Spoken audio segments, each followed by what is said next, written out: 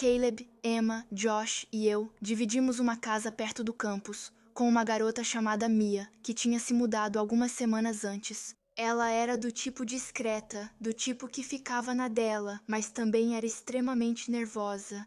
Ela se assustava com qualquer barulho, mesmo que fosse só um pouco mais alto, ou se alguém chegasse por trás dela sem avisar. Todos nós tínhamos notado, mas ninguém realmente dava muita atenção a isso. Naquela sexta-feira, estávamos jogadas na sala bebendo cerveja, quando Caleb falou sobre um vídeo de pegadinha que ele tinha visto nas redes sociais. Uns caras fingiram invadir a casa de um amigo enquanto ele dormia, só pra dar um baita susto nele. A gente devia fazer isso com a Mia, riu Emma. Ela levaria um susto tão grande que quase encostaria no teto. Estávamos bêbadas demais para pensar, então todos só assentiram. Caleb foi pegar uma máscara de esqui da fantasia de Halloween dele e uma faca de brinquedo, de plástico, claro, mas no escuro podia facilmente parecer de verdade. O plano era simples. Caleb invadiria a casa com a máscara, eu filmaria discretamente com meu celular, e todo mundo ia rir depois. Talvez até postássemos o vídeo se ficasse engraçado o suficiente. Por volta das 23h30, Mia foi dormir, a gente deu uns 15 minutos para ela pegar no sono, aí Caleb colocou a máscara. Ele bateu a porta da frente e atravessou a casa fazendo barulho de propósito, como se alguém estivesse arrombando a entrada. "Fica quieta e você não vai se machucar", ele gritou. A gente ouviu a porta do quarto da Mia se fechar com força. Caleb se virou para nós, sorrindo por baixo da máscara, e então entrou no corredor. Eu o segui filmando. Emma e Josh estavam logo atrás de mim. Caleb arrombou a porta do quarto da Mia e entrou correndo, brandindo a faca falsa. O que veio a seguir durou cerca de 3 segundos, mas lembro de cada detalhe. Mia se levantou de repente na cama com uma faca de cozinha na mão, movendo-se mais rápido do que eu jamais imaginei. Um segundo, ela estava encolhida, e no seguinte, ela atacava como se sua vida dependesse disso. A lâmina cravou direto na lateral de Caleb. Ele gritou e cambaleou pelo corredor. A máscara escorregou do rosto dele. O sangue se espalhou pela camiseta dele, enquanto ele desabava contra a parede. Foi nesse momento que Mia viu o rosto dele. Ela reconheceu Caleb, mas nada a impediu. O olhar dela estava vazio, completamente ausente, como se ela nem o enxergasse de verdade. Ela levantou a faca e a cravou uma segunda vez nas costas dele. Emma gritou, implorando para Mia parar, gritando que era uma brincadeira, um trote, mas Mia não parou. Ela soltou um grito gutural quase animal e se virou para nós. Com a faca ainda pingando sangue, Caleb rastejava no chão, deixando um rastro escuro no assoalho. Eu agarrei Emma e a puxei para trás. Josh já tinha desaparecido. Corremos até o banheiro no final do corredor, empurrei Emma para dentro e bati a porta, trancando-a. No mesmo instante em que Mia batia do outro lado, ela começou a esmurrar a porta. Cada batida fazia a madeira tremer mais forte. "Abre a porta", ela gritava. "Abre a porta agora, Mia, por favor", soluçava Emma encostada na parede. "Era só uma brincadeira, a gente não queria te machucar." As batidas pararam por um segundo. Pensei que ela tivesse se acalmado, mas a maçaneta começou a tremer forte, quase quebrando. Sussurrei para ela que ela ia arrombar a porta, enquanto procurava desesperadamente uma saída. O banheiro tinha uma janelinha que dava para o lado da casa. Empurrei Emma para ela, enquanto Mia aumentava a força na maçaneta. Eu a ouvia amamentando atrás da porta. Emma passou pela janela. Eu já estava metade do corpo para fora quando ouvi a madeira se partindo. A porta estava cedendo. Caí nos arbustos e Emma me puxou pelo braço para me levantar. Contornamos a casa correndo, com o coração disparado, a respiração cortada pelo frio. Acabamos chamando a polícia e o resgate, e quando eles chegaram, encontraram Mia sentada no chão ao lado de Caleb, coberta de sangue dele. A faca estava ao lado dela, e ela se balançava para frente e para trás. Os socorristas colocaram Caleb em uma maca e o levaram às pressas. Um deles disse que se a lâmina tivesse se movido 1 centímetro, ele teria morrido. A polícia nos separou para pegar nossos depoimentos, e quando interrogaram Mia, a verdade veio à tona. 6 meses antes de se mudar para nossa casa, ela havia sido agredida em seu antigo apartamento. Um homem entrou na casa dela enquanto ela dormia e a ameaçou com uma faca por horas. Ela nunca falou sobre isso, apenas dizia que não gostava de morar sozinha. O terapeuta confirmou que ela tinha transtorno de estresse pós-traumático severo. Ela tinha crises de pânico e não conseguia dormir sem remédios. Ela mantinha aquela faca perto da cama porque era a única maneira de se sentir segura. E nós recriamos o pior pesadelo dela. Para rir, o detetive não parava de nos perguntar por quê. Achou que era uma boa ideia. Eu não tinha nenhuma resposta. Caleb ficou uma semana no hospital. Quando saiu, os pais dele quiseram prestar queixa contra Mia, mas o promotor concluiu que foi legítima defesa. Ela acreditava sinceramente que estava sendo atacada. Mia se mudou naquela mesma noite. Nunca mais a vi. A casa nunca mais foi a mesma. Ainda dava para ver marcas de sangue no corredor, mesmo depois de esfregar dezenas de vezes. Emma foi a primeira a ir embora, depois Josh, e Caleb largou os estudos. A última vez que soube dele, estava em terapia para estresse pós-traumático. Nem consigo mais ver vídeos de pegadinhas sem passar mal. Aquela noite me ensinou algo que eu queria ter entendido antes. Brincar com o medo de alguém é sempre uma aposta. A gente acha que é inofensivo, que vai rir disso depois, mas nunca sabe realmente o que está despertando. Desde o primeiro ano, eu queria entrar no círculo da Jéssica. Ela era imprudente, mas descolada, cercada de amigos e tão carismática que até os professores gostavam dela. Então, quando fui designada para dividir um quarto com ela no segundo ano, senti como se tivesse ganhado na loteria. Nossa terceira colega de quarto se chamava Leia, uma garota discreta, sempre na dela. Ela era gentil, mas sinceramente entediante, e Jéssica odiava o tédio. Depois de várias tentativas fracassadas de levá-la para sair à noite, Jéssica começou a ficar irritada. "É como viver com um fantasma", ela repetia. Uma noite, ela resmungava de novo sobre Leia, chamando-a de garota travada, e eu ria nervosamente para acompanhar o clima. Então, no meio dessa conversa que deveria ser leve, Jéssica falou sobre um software de IA capaz de criar vídeos ultra realistas. De qualquer pessoa, em qualquer situação, ela sugeriu: "E se fizéssemos nossa colega de apartamento parecer menos inocente do que parece?" Eu disse pra ela que isso era realmente doentio. Jéssica revirou os olhos. "É só uma brincadeira, relaxa, vai ser engraçado." Eu deveria ter parado ela, mas em vez disso, fiquei lá, assistindo a Jéssica criar os vídeos. A primeira mostrava Leia roubando livros didáticos na livraria do campus, a seguinte mostrava ela colando durante uma prova, e depois teve outra em que ela beijava um professor jovem. Pela manhã, os vídeos já estavam circulando por toda parte, nos grupos de discussão, nos fóruns do campus, até nas caixas de e-mail dos professores. Na hora do almoço, as pessoas filmavam Leia quando ela passava, adicionando legendas como "mentirosa flagrada". Eu a vi naquela noite, ela estava destruída, como se tivesse chorado por horas, com os olhos vermelhos e as mãos trêmulas. "Não fui eu nunca faria isso", ela repetia. Eu disse para Jéssica que talvez devêssemos contar tudo, ela suspirou, irritada. "Não estraga a brincadeira, relaxa. Amanhã todo mundo já vai ter esquecido." Mas não foi o que aconteceu. Naquela noite, Leia não dormiu. Eu a ouvia andando pelo quarto durante horas, murmurando que as pessoas a observavam através de suas telas. Por volta da meia-noite, a porta se abriu de repente. Eu me levantei assustada. Leia estava parada no batente da porta, iluminada pela luz do corredor, e na mão direita ela segurava a tesoura de cozinha que usávamos para abrir os pacotes. Jéssica murmurou seu nome ao esfregar os olhos. "É você, foi você que fez os vídeos", disse Leia com a voz quebrada. Jéssica riu nervosamente. "Ok, calma, ninguém inventou nada, você está entrando em pânico à toa." Leia gritou que ela estava mentindo, que sabia que ela tinha usado aquele programa. Eu tentei acalmar a situação. "Era o meu rosto", gritava Leia. "A minha vida. Por favor, larga a tesoura. A gente pode resolver isso. Está em todo lugar", soluçava Leia. "As pessoas não param de falar sobre isso." Mateu rasgou meu dever hoje. Ele disse que não adianta fingir. Se eu transo para tirar boas notas, o diretor quer falar comigo amanhã. Achei que poderia acabar com tudo isso hoje à noite.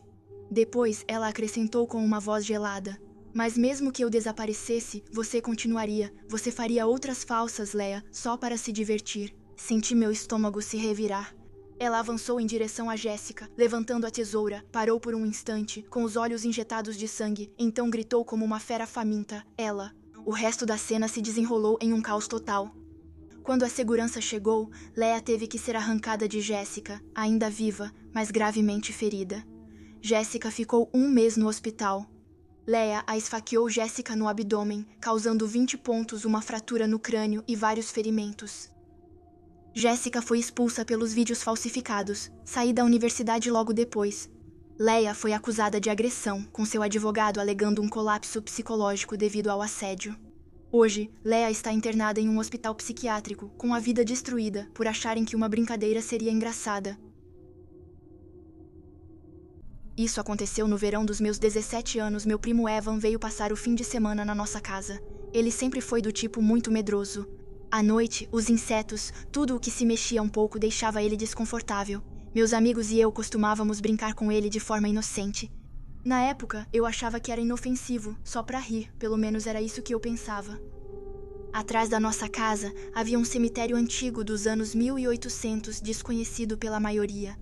Ele ficava escondido atrás de árvores densas e uma cerca velha e enferrujada. As sepulturas eram muito antigas, as lápides cobertas de musgo, e ninguém jamais ia lá. Talvez só uma vez por ano, nas comemorações. Nas sextas à noite, assistíamos filmes de terror. Quando Evan começou a falar de uma garota do colégio dele, Madison, ele era completamente apaixonado por ela, mas não tinha coragem de fazer nada. Foi aí que tive uma ideia. A armadilha perfeita.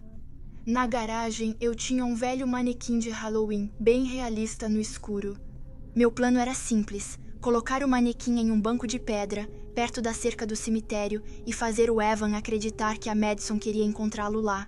Ele veria o manequim, entraria em pânico, e eu filmaria toda a cena. No sábado à tarde, enquanto o Evan brincava dentro de casa, preparei tudo. Sentei o manequim no banco como se estivesse largado e vesti nele uma jaqueta velha da minha mãe.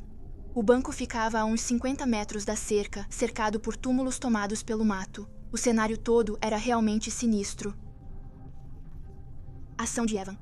Naquela noite, por volta das 22h30, eu mandei mensagens para ele de um número falso. Fingindo ser a Madison, eu flertei um pouco com ele e depois sugeri que ele me encontrasse no banco do velho cemitério às 23h. Ele me disse que a Madison queria vê-lo no cemitério às 23h todo sorridente e me perguntou se eu iria com ele. Dei de ombros e disse que o cemitério, àquela hora, parecia uma armadilha. Ele insistiu, ainda super animado, explicando que não queria ir sozinho. Fingi hesitar, depois aceitei brincando. Se não tivesse ninguém lá, ele me devia macarrão com queijo. Pegamos lanternas e escalamos a cerca. Pouco antes das 23, o silêncio era total, só interrompido pelos grilos e pelo vento. O cemitério tinha luz suficiente só para ver algumas formas. O resto era sombra. Avançávamos entre os túmulos, lanternas cortando a escuridão. Durante a noite, Evan olhava o tempo todo para o celular, me perguntando se eu achava que Madison já tinha chegado. Quando a gente se aproximou do banco, eu apontei minha lanterna naquela direção e meu estômago se revirou na hora. 2 silhuetas estavam sentadas ali. Uma delas era um manequim, exatamente no lugar onde eu tinha deixado. Mas bem ao lado estava um homem, completamente imóvel, com a cabeça inclinada para o lado. Ele estava cantarolando uma canção de ninar, suavemente, devagar, como se estivesse tentando fazer um bebê dormir. Sussurrei, meio em pânico, que talvez a Madison tivesse trazido o irmão dela. Evan me lançou um olhar fulminante. Não tinha graça, então fingi ficar calma, dizendo que provavelmente não era nada. De repente, o homem parou de cantarolar e seu pescoço fez um estalo horrível. Ao se virar para nós, parecia que seus ossos não queriam se mover. O feixe da lanterna iluminou o rosto dele e eu senti meu coração congelar. Os olhos dele estavam brilhantes, úmidos, e um líquido escorria deles, deslizando pelas bochechas e refletindo a luz. Ele acariciou o cabelo do manequim com uma ternura nauseante, como se tocasse alguém querido. Então, ele murmurou suavemente que sua esposa parecia assim quando a matou. Meu sangue gelou. Por um segundo, Evan e eu ficamos paralisadas, incapazes de reagir, enquanto o homem nos encarava com um sorriso cruel. O grito de uma coruja ecoou ali perto, e eu percebi que minha brincadeira tinha ido longe demais. Evan sussurrou para mim, em pânico. Por que tinha um manequim no banco, e quem era aquele homem? Sem respostas, só murmurei que precisávamos ir. O homem se levantou e começou a andar lentamente em nossa direção. Ele falava calmamente, dizendo para não termos medo e para irmos sentar com ele, para cantarmos todos juntos. Agarrei Evan pelo braço e começamos a correr, como se nossa vida dependesse disso. Atrás de nós, passos esmagavam as folhas secas, acompanhados de uma risada arrepiante que ecoava cada vez mais alto. Evan caiu, mas eu o levantei rapidamente. Os passos se aproximavam, a risada não parava, chegamos à cerca e pulamos por cima dela. Quando me virei, o homem estava lá, agarrado à grade, com uma mão passando entre as barras. Ele ainda ria, acenando para a gente. Quando voltamos para casa, trancamos todas as portas e acendemos todas as luzes. Não dormimos a noite inteira. Depois de me acalmar, confessei a brincadeira, as mensagens falsas e o manequim para Evan. Ele ficou furioso e com razão. Jurei para ele que eu não fazia ideia de quem era aquele homem. Na manhã seguinte, percebi que tinha perdido meu celular. Tive que voltar ao cemitério, sozinha, em plena luz do dia. O manequim havia sumido, o banco estava vazio, meu celular estava na grama, com a tela rachada. Nunca contei nada para meus pais. Eu sabia que eles iam me culpar por ter sido ingênua e colocado nossas vidas em perigo. Evan ficou uma semana sem falar comigo. Até hoje, ele nunca fica fora depois que escurece. Eu sei que ele também pensa muito naquele homem, em como ele acariciava o cabelo da boneca como se fosse algo precioso, e no que ele disse ter feito com a esposa dele. Há 5 anos, minha mãe começou a sair com um homem que conheceu em um site de relacionamentos. Não tenho problemas com encontros online. Nessa época, eu mesma tinha acabado de começar a sair com uma mulher que mais tarde se tornou minha esposa, e nós também nos conhecemos online. Mas minha namorada e eu nunca gostamos desse homem. Desde o primeiro dia, algo nele nos incomodava. Não achávamos que ele fosse maldoso ou agressivo, apenas estranho. Ele era triste, silencioso, frequentemente mantinha os olhos fechados e às vezes dizia coisas incomuns. Por exemplo, ele oferecia um chocolate para minha companheira, acabava pegando um para ele, colocava na boca, fechava os olhos e soltava um leve gemido. Enquanto o chocolate derretia, esse comportamento era quase inapropriado. Isso me lembrava de algumas pessoas com deficiência que conheci na minha vida, e digo isso sem nenhuma intenção pejorativa. Isso me fazia questionar quanto esse homem controlava seus pensamentos e palavras. Um dia, minha esposa e eu visitávamos minha mãe quando ela foi chamada para um trabalho emergencial. Então ficamos na casa esperando. O companheiro dela estava presente, mas passou várias horas trancado no quarto com a porta fechada. Às vezes ouvíamos alguns barulhos, mas na maior parte do tempo parecia que ele simplesmente ficava deitado lá, sem se mexer. Isso nos deixou profundamente desconfortáveis, sem que soubéssemos realmente como reagir. Acabamos esperando o tempo passar, pensando que talvez deveríamos ser mais acolhedores da próxima vez. Próximo ao Natal, minha mãe e esse homem começaram a ter dificuldades. Minha esposa e eu estávamos na casa dela nas festas. Ela nos contou todos os problemas com ele. Nós ouvimos atentamente, demos nossa opinião e sugerimos que talvez ela ficasse melhor sem ele. Na verdade, ela já tinha tomado sua decisão. Ela já tinha planejado terminar com ele na véspera de Natal. Eu não conseguia evitar sorrir. Ela tinha planejado tudo nos mínimos detalhes, até o dia exato, e nos explicava tudo isso, principalmente para obter nossa aprovação. O que me alegrava era o convite dela para passarmos o fim de semana das festas em sua casa. Então, íamos nos encontrar bem no meio da situação logo após o término. Era impossível não imaginar o pior cenário possível. Dormimos na casa da minha mãe e saímos cedo no Natal para ir à casa do meu pai. Não pretendíamos ficar lá, mas uma forte nevasca nos prendeu, o que acabou sendo uma boa surpresa.